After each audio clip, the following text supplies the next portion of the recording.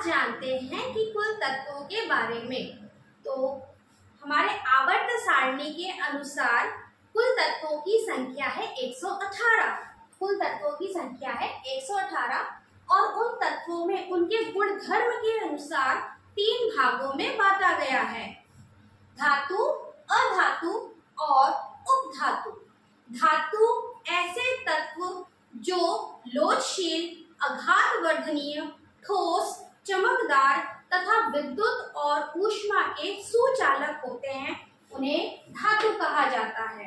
अधातु ऐसे तत्व जिसमें धातु के गुणधर्मों का अभाव होता है, उसे अधातु कहते हैं।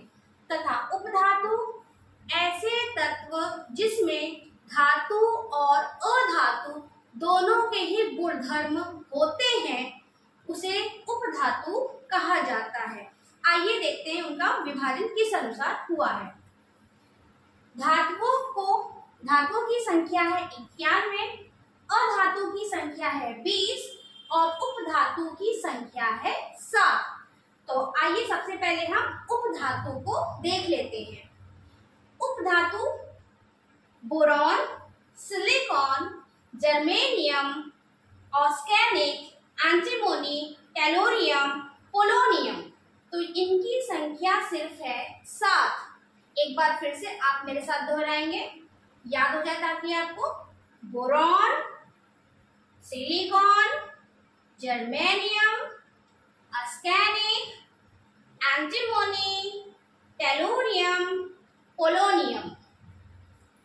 आइए अब बात करते हैं अपने ट्रिक के बारे में। जो मेन ट्रिक हमारा क्या है कि धातु और अधातु की पहचान किस प्रकार की जाए। धातुओं की संख्या है 91। तो मैंने यहाँ पे कुछ धातु को ही मेंशन किया है। आइए रीड करते हैं।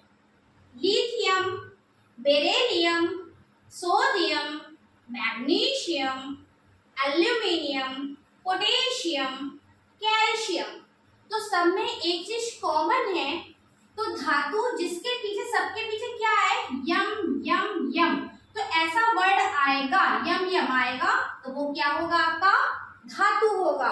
लेकिन कुछ इसके अपवाद भी हैं, जैसे हीलियम, सेलेनियम। तो ये आपके धातु के अंतर्गत नहीं आते हैं। ये आपके क्या हैं? ये आपके दोनों ही अधातु हैं। अब अधातु की बात कर लेते हैं। Carbon, nitrogen, hydrogen, oxygen, bromine, chlorine, argon, silicon, fluorine. तो देखिए सबके पीछे क्या आया है? न वर्ड आया है। तो जिसके पीछे न आएगा वो आपका क्या कहलाएगा? अधातु कहलाएगा। बट इसके भी कुछ अपवाद हैं, जैसे सल्फर, फास्फोरस, हीलियम, सेलेनियम। तो ये आपके अधातु के श्रेणी में भी आते हैं। देखिए यम है, फिर भी ये धातु ना होकर अधातु की श्रेणी में आता है। तो इस तरीके से हमने सीखा कि किस प्रकार से हम धातु और अधातु की पहचान 1 मिनट में हम कर सकते हैं। पर कोई भी ट्रिक पूरी तरह से बैठता नहीं, कुछ आपको याद भी करना पड़ेगा। तो एक ये छोटा ट्रिक था कि आप यम से भी पहचान कर सकते हैं।